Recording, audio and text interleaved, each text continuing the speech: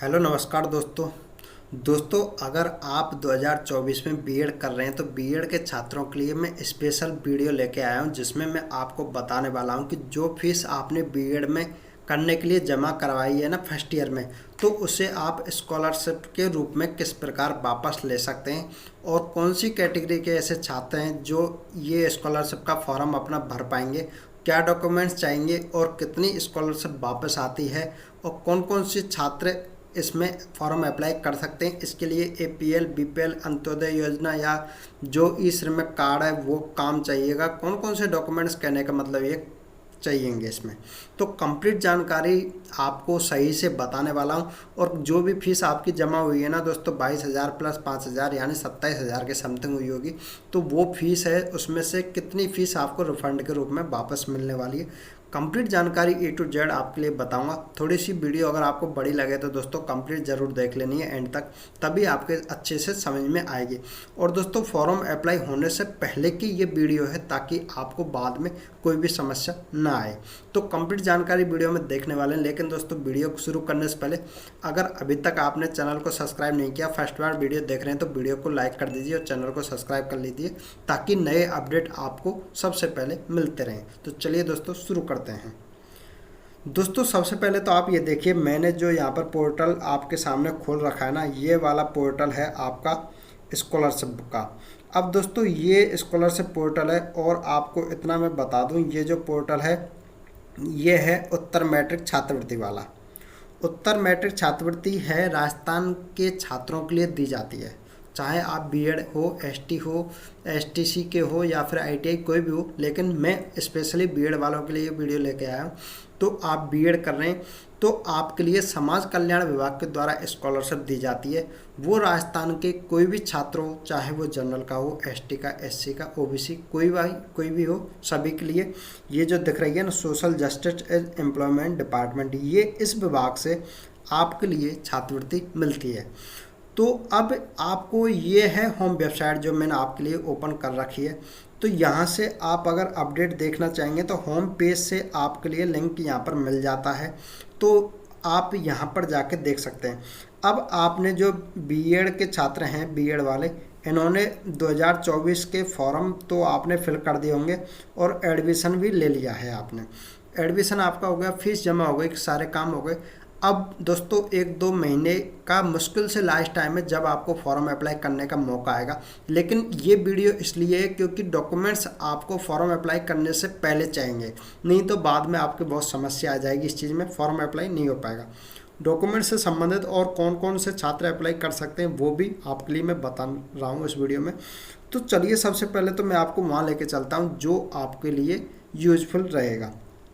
दोस्तों अब यहाँ से देखिए, मैं आपको यहाँ पर नेक्स्ट पेज ओपन कर लेता हूँ। अब देखिए यहाँ पर बीएड का मैंने पेज आपके लिए ओपन किया है। 2024 के छात्रों के मैं यहाँ पर बात कर रहा हूँ। दोस्तों अगर आपको कुछ भी डाउट लगे तो कमेंट करके बाद में पूछ लेना, लेकिन कंप्लीट जानकारी मैं इसी वीडियो में दे दूँगा। बीएड के छात्र हैं, आपने जो कॉलेज चॉइस कर लिया है, एडमिशन करवा लिए हैं, जिन्होंने नहीं करवाए अभी वो भी करवा लेंगे, ऐसी कोई बात नहीं है। तो अब आपकी जो फ़ीस है ना, फ़ीस ये आपकी फ़ीस जमा हुई होगी 22,000 प्लस में 5,000, ठीक है ना। टोटल बात करें तो लगभग 27,000 रुपये के समथिंग सभी छात्रों की स्कॉलरशिप जो फीस है बीएड वाली वो जमा होती है, ठीक है। अब आप मान लो आप किसी भी कैटेगरी के हैं, यानी आपकी जो कास्ट है वो, चाहे छात्र हो जनरल वाले, ठीक है, जनरल हो, दूसरे आते हैं ओबीसी के, ओबीसी हो या एससी हो या एसटी हो या फिर जो एसबीसी होती है, एसबीसी में ईडब्ल्यूएस वाले आते हैं, ईडब्ल्यूएस यानी गुर्जर समाज के ये आते हैं, और अन्य कैटेगरी के छात्र भी होते हैं ऐसे। यानी कि बात करें हम राजस्थान की, ऐसी कोई भी कैटेगरी नहीं है जिसके लिए जो बीएड कर रहा है उन्हें ये स्कॉलरशिप नहीं मिलती हो। किसी भी कैटेगरी के अगर स्टूडेंट हैं आप तो आपके लिए स्कॉलरशिप मिलेगी, यानी फॉर्म अप्लाई आप कर सकते हैं। अब रही इसमें फ़ीस की बात। अब दोस्तों फ़ीस कितनी आपके लिए रिफ़ंड होगी।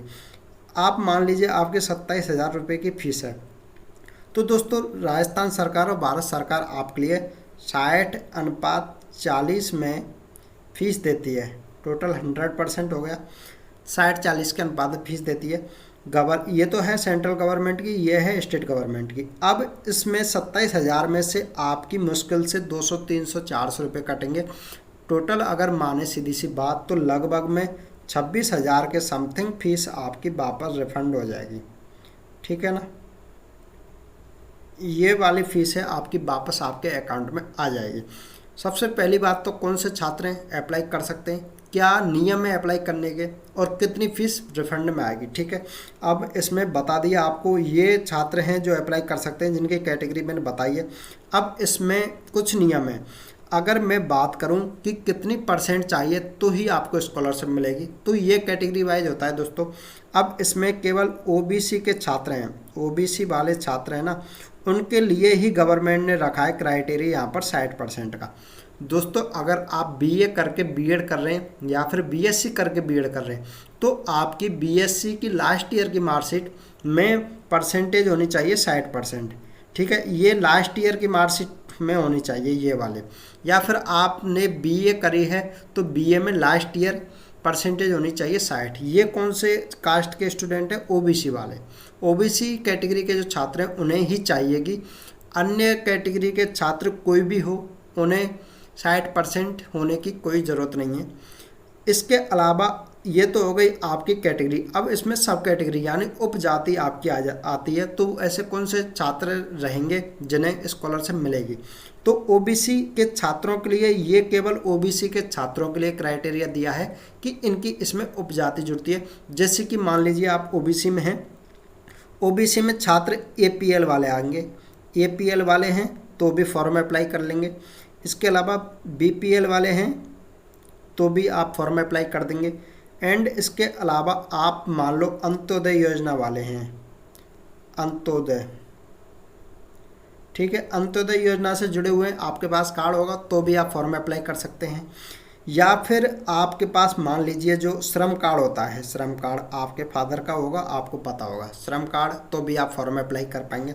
या फिर मान लीजिए आपके फादर, माता या पिता, दोस्तों माता या पिता में कोई भी ऐसा है जिसकी मृत्यु हो गई है और आप अनाथ हैं तो भी आप ये फॉर्म अप्लाई कर सकते हैं।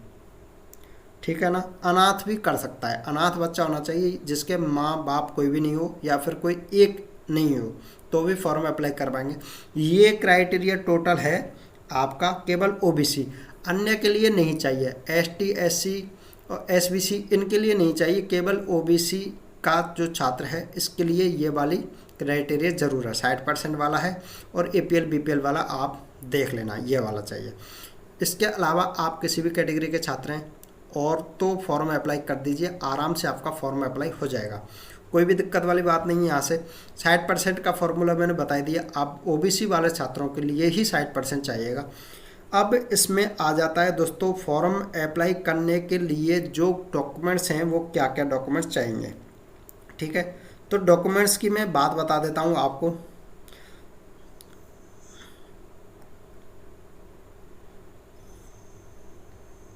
डॉक्यूमेंट्स की मैं यहाँ से बात करता हूँ, तो आपके जो भी डॉक्यूमेंट्स हैं उसमें क्या क्या चीज़ चाहिएगी।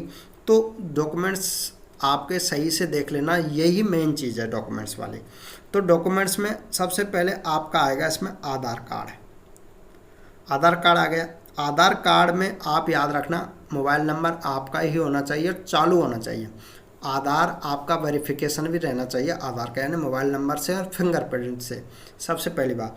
दूसरी आपका बैंक अकाउंट, बैंक अकाउंट आपका ही होना चाहिए, किसी भी बैंक का हो कोई दिक्कत नहीं है, लेकिन बैंक अकाउंट ओपन करवाया है उस वो अकाउंट माइनर नहीं होना चाहिए, यानी कि 21 वर्ष की उम्र का आपका बैंक अकाउंट खुला हुआ होना चाहिए और आपकी स्कॉलरशिप आ सके ऐसा बैंक अकाउंट होना चाहिए। ऐसा नहीं कि अकाउंट में स्कॉलरशिप ना आए, उसका क्राइटेरिया रहे कि इतनी ही आ सकती है, बाद में दिक्कत आएगी।